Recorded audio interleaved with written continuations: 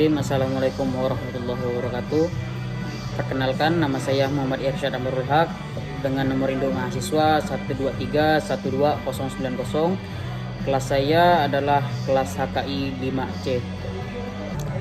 Di sini saya akan membahas terkait sejarah PTUN di Indonesia, kompetensi PTUN, objek dan subjek PTUN, serta alur penyelesaian sengketa PTUN, pra-peradilan, peradilan atau acara singkat, alat bukti, putusan, dan asas-asas dalam hukum acara PTUN.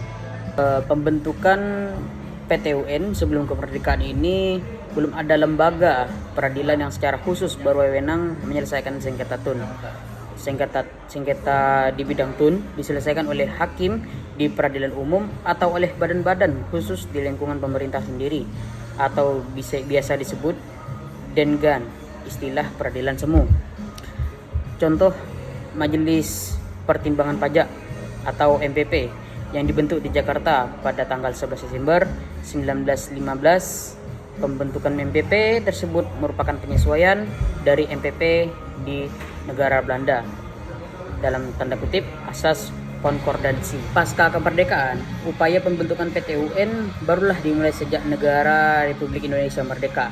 Hal ini dapat dilihat pada pasal 6 ayat 1 Undang-Undang Nomor 19 Tahun 1948 tentang susunan atau kekuasaan badan-badan kehakiman dan kejaksaan yang menyebutkan istilah peradilan tata usaha pemerintahan, dan pasal 66 dan 67 juga memuat ketentuan mengenai PTUN. Secara resmi, DPR menetapkan Undang-Undang Nomor 5 Tahun 1986 tentang peradilan tata usaha negara pada tanggal 20 Desember 1986.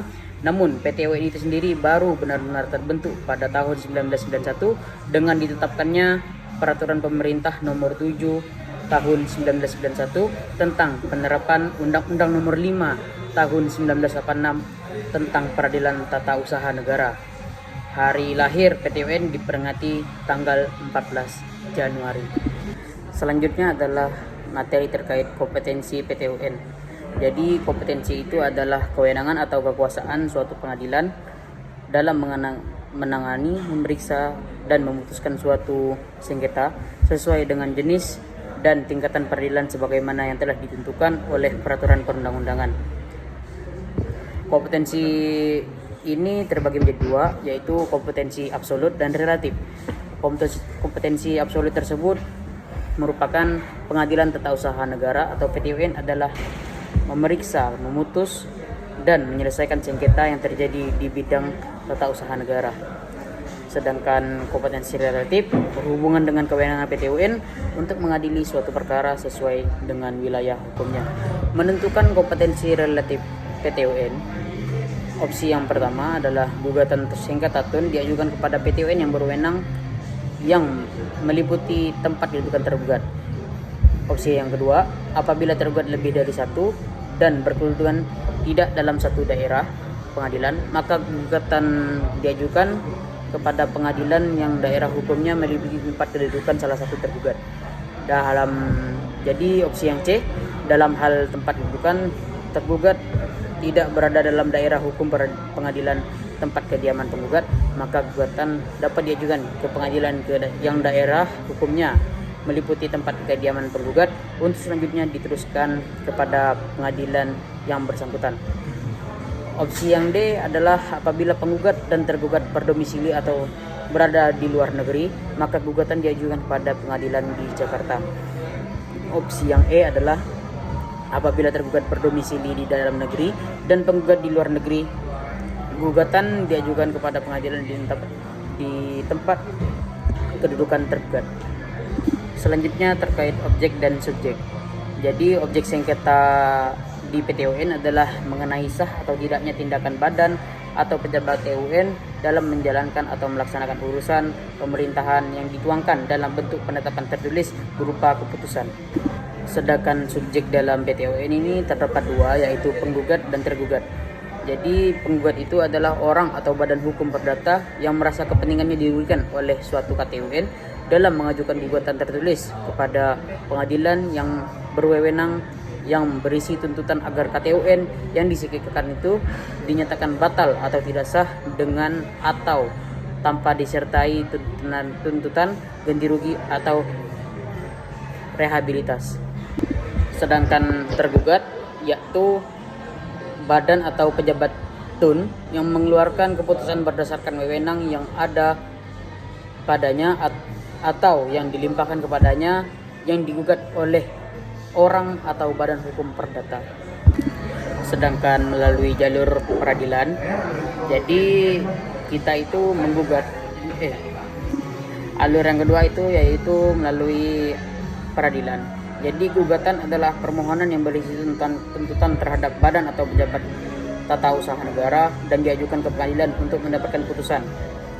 Dalam hal sengketa tata usaha negara yang penyelesaiannya harus melalui upaya administratif sebagaimana dimaksud dalam pasal 48 Undang-Undang Nomor 5 Tahun 1986, maka PT-UN baru berwenang menerima gugatan setelah upaya administrasi dilakukan. Orang atau badan hukum perdata yang merasa kepentingannya dirugikan oleh suatu keputusan tata usaha negara dapat mengajukan gugatan tertulis kepada pengadilan yang berwenang yang berisi tuntutan agar keputusan tata usaha negara yang disengketakan itu dinyatakan batal atau tidak sah dengan atau tanpa disertai tuntutan ganti rugi dan atau direhabilitasi pasal 53 ayat 1 Undang-Undang Nomor 9 Tahun 2014. Selanjutnya terkait asas hukum acara PT-UN. Yang pertama adalah berlaku asas praesumptio iustae causa atau asas praduga res matis terhadap suatu KTUN, artinya gugatan tidak menunda pelaksanaan KTUN yang digugat. Yang kedua adalah kedudukan antara penggugat dan tergugat tidak seimbang. Dikatakan tidak seimbang karena tergugat sudah ditentukan secara limitatif yaitu badan dan garing atau pejabat TUN. Yang ketiga adalah berlaku asas dominus litis, artinya peranan hakim bersifat aktif. Sifat aktif hakim dalam sengketa TUN berbeda dengan sifat hakim dalam perkara perdata yang bersifat pasif.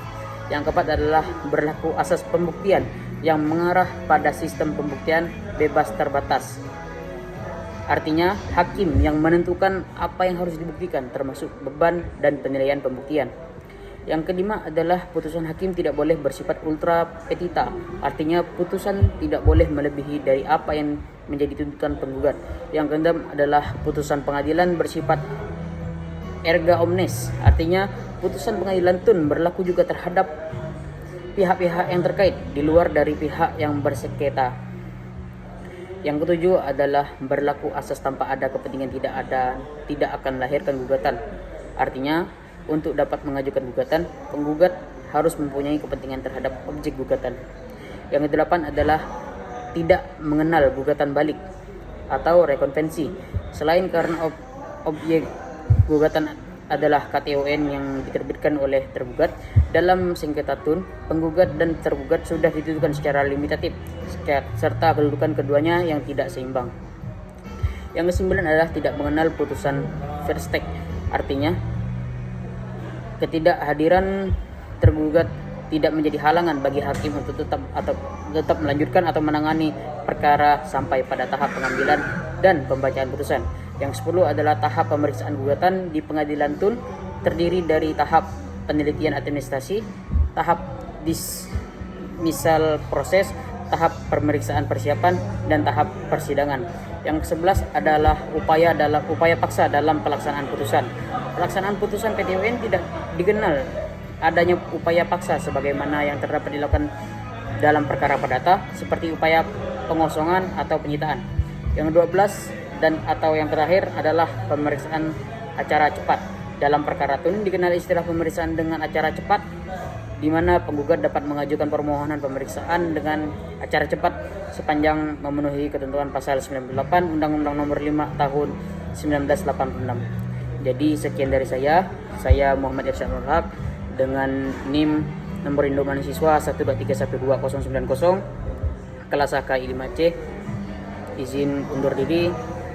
Apabila ada kesalahan itu murni dari saya. Terima kasih. Wassalamualaikum warahmatullahi wabarakatuh.